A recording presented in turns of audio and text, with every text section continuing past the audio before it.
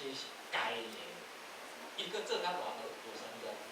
一个医生、医德、医术拢足好，这也无啥物了不起，这是伊应该。但是一个医生除了专业做甲要求好以外，搁拍拼甲亲像叶医师安尼伫咧拼，亲像啊，确实诶，我看伊掠光几啊年。但是这里这内底做这内底，坦白讲，今仔我是安怎要办这所谓的听友会？其实我的出发点是啥呢？因为我发觉讲，台湾人，足侪人，足侪问题需要大家互相斗相共。所以我出发点是安尼。那这个斗相共啊，有钱的人伊会当出钱，伊会当办学校，伊会当做种种啦，伊会对硬体到甲软体的改善。啊，有一款人呢，可能伫迄人生内底有些需要迄种，因为你知影咱台湾人上至少是啥呢？较30、40岁之前，大家拢猪排拢惊啦吼，拢是定着亲像拄仔美辉咧讲的，伊看到啥物件，伊拢算安怎趁钱的尔哩吼。啊，伊无可能去发，但是慢慢走到40、50岁了后，不管人到一个程度了后，会发现到一切拢碰到问题，拢碰壁。迄个时阵，台湾人你知无？台湾是宗教上关联所最关心的地方。台湾人是募款最容易的地方。台湾人是怪力乱神最容易相信的地方。你知道为什么？因为那个时候人生的所有的各方面都产生问题，所以台湾统计起来，40到60岁之间，让心理医师、医生跟宗教师减失的比例最高。所以我当时是想说，其实台湾太多这有意义。另怎样嘛？台湾的公益团体有多少个？好，你们另外一个数据，台湾检查有几个人？7万多。台湾的配置平均350个人应该配一个警察。我跟你讲，台湾的公益团体恰好跟警察一样多。7万外，世界上要找到亲像台湾这个祖先做到这么普遍的，迄无配准。但是呢，为什么那么多人还都是问题？我的自从去做电台了后，去听到这主持人甲迄个他的关系，我感觉，所以当时我之所以想要说做一个听闻，只有一个想法，就是说啊，是不是哦？那个也许我可以在某一方面，也许可以大家相互礼貌，在某一些观念上，也就是所谓的布施，各种施所谓什么施里面有一种叫法施，哦，啊，当然你必须要先自己能够对修对自己啊。只不过是我是干那一个单纯的想法，哦，不是要来。所以今仔日咱大家拄仔有伫遐咧找无，有诶甲一个拄仔工作人员甲问讲，啊，若伊讲伊无赚钱来，啊是毋是会当用化工？我一直想要讲，我本来是讲，啊，今仔来人拢送伊钱，伊要家己摕就好啊。有个感觉我个惊讲，啊，大家都这其实社会用在社会这样，好像也有一点。那就自由化。啊，我来讲，我作者去领是2件。啊，像今仔拄仔已经有要找人，你去退1半的钱，咱领5件。你若要买，哦，啊，因为你有钱，你不需要这样子，那你就也就是说自由化。但是你一般的买卖今天就5折，然后你可以不用钱，你就拿走，完全无所谓。你是真的想要看它既有产品就好，哦，所以这个做起来公布起来，本来我是想讲，我傻，但是今麦他傻，他拢无配到，以前今麦如果是那有一点工本位就好，那不如就自由 ，OK， 所以你不必须在乎那些，啊，我摕一点个讲去做金行的想法。啊，其实内底呢，这人内底呢，我感觉讲，我有因为我有一寡前辈。我这老师呢，有一寡朋友啊，互我感觉足骄傲。但是呢，我这几年来，我一直在做的是看诶，那我们还可以为下一个世代做些什么？而我的下一个世代的很多年轻的，你要看台湾这阵在做环境运动，台大致上多少都有跟我有一点点关系比如说参加环境辅导师、山林书院，或者是在建里的生态所等等，培养出来的人，包括现在要参选立委的李根正，咱中部你就上知影，像蔡志豪，其实这拢是像杨老师跟阮安尼长期安尼伫事业演比较这拢真正完啊好，要拍死无做的那这里面其中有一个我第一年在东海大学上课，兼任这个课，我根本不晓得说我会影响任何人，当时完全没有在想到会影响什么样的人，迄阵，但是我只相信，凡是用真诚讲出来的话，我讲过多久，我一世尤其到夜晚后来，每一堂课，每一个什么，我都要准备。为什么？我都把它当作是我这辈子最后一堂课。但是以前我并不是安尼，以前是感觉安尼就是一种热情，一种就是这也是现在在座的每一个人都既有的本质啦。我想这段都很强调的那这种情形之下呢，是的其中一个我想袂到，我去研究啥物啦。后来，这个我第一年教书的蔡家阳，他竟然也是变成现在台湾环境运动的大咖，国光10号就是他搞倒的。来，欢迎家阳。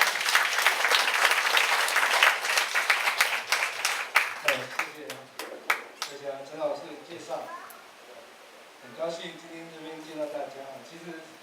我跟陈老师的缘分已经比你有28年。是1987年，那时候大一下学期修陈玉峰老师的课。那为什么我是念环境科学？当时陈老师是在生物系因为他念博士班，在那边兼课。那我为什么从环境科学跑去生物系去修课？因为我上环境科学第一堂课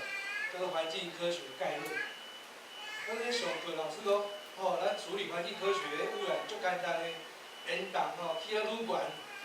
污染物扩散出去，那问题就解决，因为大家都是测浓度嘛，对吧？环保署所有的法规都是浓度多少，所以只要把烟囱盖得越高，扩散出去就起了。所以环境科学其实很简单。那时候听到说，那老师在那边尬学生，那你怎么想到不要念环境科学了？环境科学那时候，你看20几年前、30年前，要处理空气污染、水污染、垃圾那些。所以我很多同学都是走这一条。那时候我想说，我不要念环境科学，我去看，下学期又开始修课，生物系有一个叫国家公园概论，好好玩去国家公园去玩，就去修陈玉峰老师，结果第一堂课眼泪就掉出来了。那时候陈老师上第一堂课叫做思考跟写作的方法，教你怎么去思考一件事情，怎么讲。因为过去大家都习以为常，就像刚刚讲的，老师教你什么，你就相信是什么。那陈勇老师就把我整个过去很多心理的疑惑全部都翻讲出来。然后那时候上陈玉峰老师课多爽，你知道吗？台湾从海岸林到这个中海拔、高海拔，当时陈老师最精华的所有的课程，在那1年、2年，我修了2次。第一次是修国家公园概论，第二次是大3的时候修台湾植被概论，所以真的是在那2、3年之内，对整个陈玉峰老师觉得我就是要走生态研究，我一定要好好的追随陈玉峰老师，所以那时候就很早就跟陈玉峰老师有机会，就去听他演讲，去一起出演嘛。所以这个过程中，就让我觉得说，我们如果没有这样的一个老师，这样子带领大家去认识台湾环境，也许我就是跟其他同学一样。去参环保署，去工厂，去当环境技师，这对我完全是不想要。当被陈玉峰老师点破之后，我开始从认识台湾的生命生态开始，然后后来就从事鸟类学，因为到大3的时候又有一门课叫鸟类学，我觉得鸟类很好玩，鸟类很重要。然后又因为海边，当时深港要盖一个垃圾掩埋场，又是海边又有海鸟，我那时候想说，那我到海边去看，哇，这个鸟好多，整个滩地上密密麻麻的，招潮蟹、弹涂鱼、鸟很多。可是当时台湾对于海岸的研究非常的少，因为那时候戒严，所以很多海岸线是封锁的，学者都没有过去，的开发计划，所以那时候想这一块很少人在研究，那我又是对鸟有兴趣，那海边鸟又那么多，我就开始研究彰化海边的鸟类，所以这一路上来都是因为陈玉峰老师的这个提点，让我有这样到今天对彰化海岸对整个海岸生态的这些了解，所以我常常也很吃醋嘛。陈老师都说啊，山林书院，怎么没有山海书院啊？台湾有山的性格，也有海的性格，大家从事山林保护的人很多，可是从事海岸的人却很少。所以看一直到打国光石化，我发现其实大家对海岸生态都不了解。你看填的彰滨工业区，海洋垃圾填海，把整个彰化海岸中西部的海岸都工业化，你看又填了6期，大家都觉得海不重要。海岸就是让我们去糟蹋、去开发、去填那些重工业，大家不要的垃圾全部都丢到海边，所以就会知道说，因为我们对海不了解、不熟悉，我们就去破坏它。所以还好走上这条路，到后来，在整个很多像当时彰化还有一个叫彰工火力发电厂，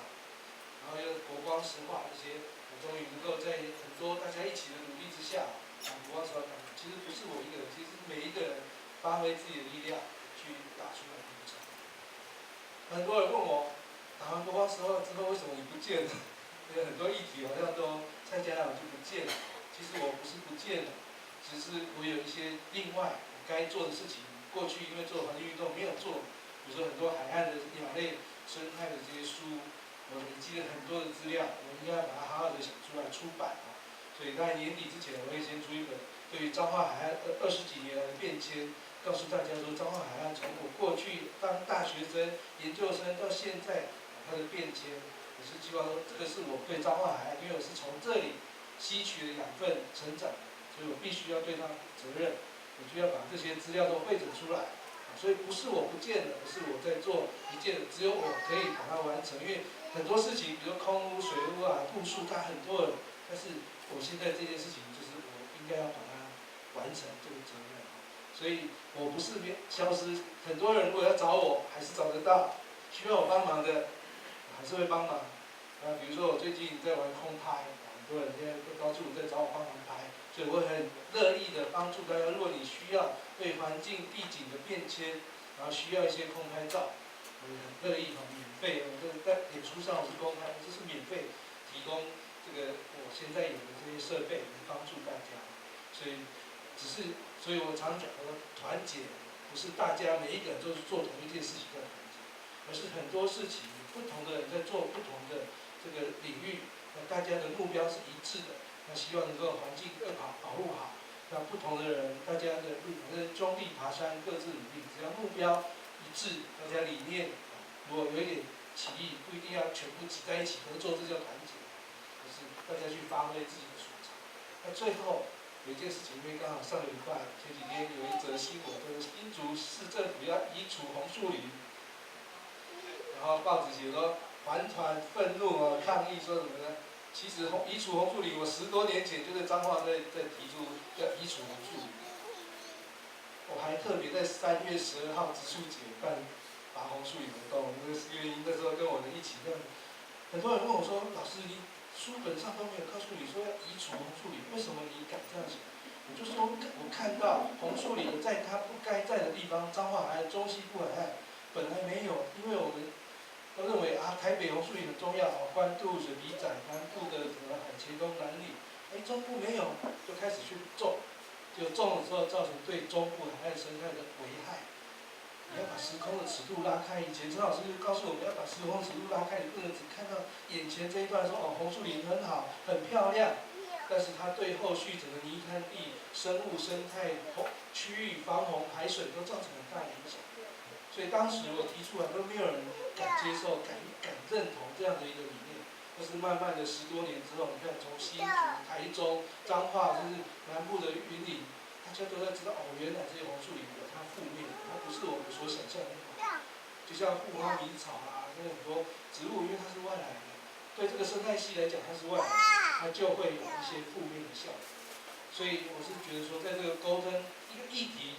保护红树林或者要砍红树林，这个大家可以再关起门来，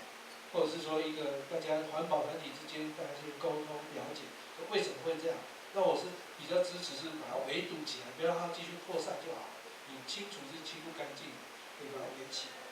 用各种方法把那红树林的幼苗种子让它不要再扩散出去。这可能是第一个可以先减缓那个移除的那个影响。所以这就是我讲的说，有时候一个环境运动最可怕的不是敌人，最可怕的是伙伴，自己内部互相那边攻击，那是最可怕的，就会让你的意志斗志消失。所以在这里我也跟大家分享说，这些年来参与跟各位前辈一起努力过程中，我们达到很多的这个成功，但是其实很多挫折也是持续的。所以我很感谢陈老师那个达摩祖师到台湾到中国来，到东方来，一花开5叶。我们的陈玉峰老师不止一花开5叶，一花散万叶结果自然成。现在台湾第一线环境运动都是受到陈玉峰老师的打造。谢谢大家。那个嘉阳的